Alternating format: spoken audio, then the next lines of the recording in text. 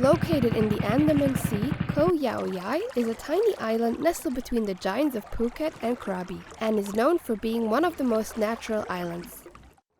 In fact, most of Koh Yao Yai's predominantly Muslim population makes its money by farming and fishing, unlike other islands that earn through tourism.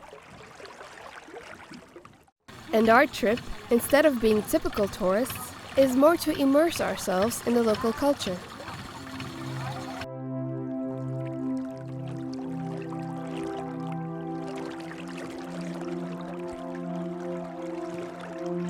After arrival, we settled at a stilt house, the traditional Thai style, how most of the island's homes are built.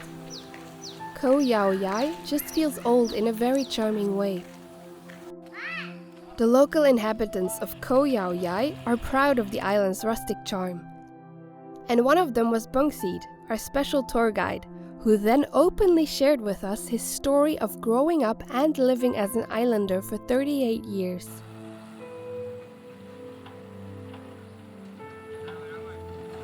Working as a driver for tourists, every corner of the island was deep-seated in Bungseed's memory. We enjoyed the off-the-beaten-path tracks on Bungseed's tuk-tuk, while he was guiding us to his own stilt house. Here, Bungseed shared with us another occupation that most of the islanders, like him, relied on for their livelihood, apart from fishing. It is being rubber tappers. The monoculture, 20 feet high commercial rubber tree plantations are generally privately owned, and in this island you can easily notice these plantations almost everywhere. Rubber tapping is usually done during the cool of night, as that is when the latex from the trees flows more easily. They can be ready for tapping after 5 to 10 years. Bungseed told us every day he often tapped from 4 a.m. to 6 a.m. before his driving job, which would then take him out of home till 6 p.m. During rainy season, when he cannot do rubber tapping, Bungseed would be a laborer for other plantations, pruning twigs and cutting grass.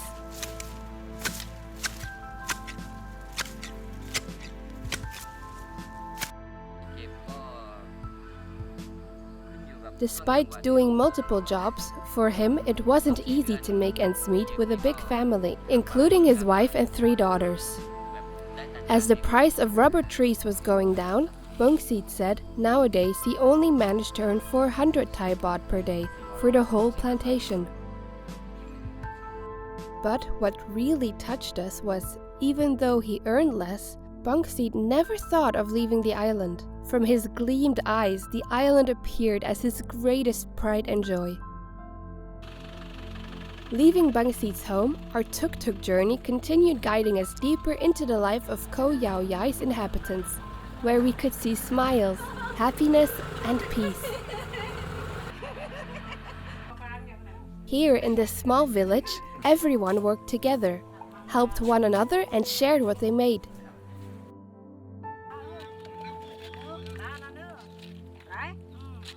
When we asked if all the villagers knew each other, their expressions couldn't agree more.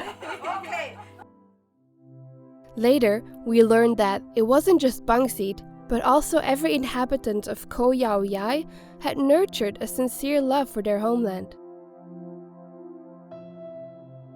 They worked hard, as they had all of the best intentions of keeping the island's current appeal intact.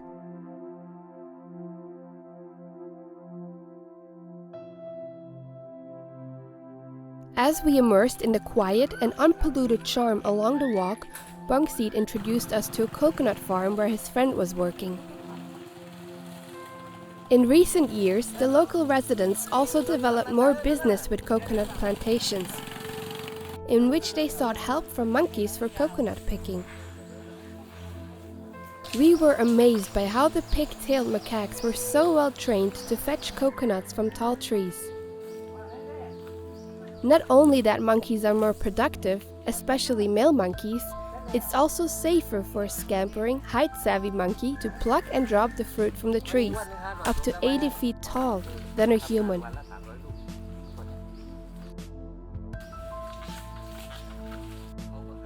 An excitement aroused among us as Bankseed demonstrated the techniques that those human-raised monkeys used. Turns out that a male monkey could collect from 300 to 400 coconuts with only 3 hours of working. We were so engaged in Bankseed's story that we almost forgot it was time to head back. Saying goodbye to his friend, we realized the one-day trip in this island was also about to end. In Vietnamese, there is a poem like this: "When we stayed, it was just a land. When we left, a soul grew inside men." The warm welcome that Bankseed and the residents of Koh Yao Yai gave us made us feel the true beauty and simplicity. Goodbye, Bankseed. Goodbye, Koh Yao Yai. May your beaming smile and cheerful spirit follow you in every field of your life.